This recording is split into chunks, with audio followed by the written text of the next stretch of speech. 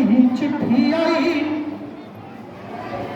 गांव का रहने वाला है और उसकी माँ जो विधवा है, 2 बच्चे हैं उसके, बड़े आई। आज जब उसके गांव में जैसे धूप उजाला लेकर पहुंच गई हो छाँव में, कि एक सैनिक की चिट्ठी आई।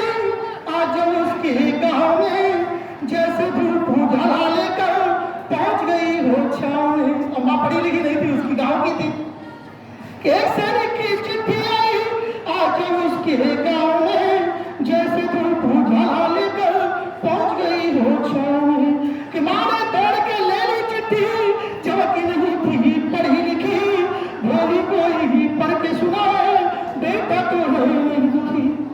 बोली कोई ही पढ़ के सुनाए, बेटा तो है नहीं दुखी। बचपन में बोरो पड़ता था, बचपन में बोरो पड़ता था, जरा से गीले बिस्तर में उन्हें गीले में सो जाती थी उस जिद्दी के चक्कर में। कितनी ठंडक होगी, जाने कितनी ठंडक होगी, कैसे सोता होगा लाल मेरा जाई। पाकिस्तान में घुसकर हाहाकार मचा दूंगी।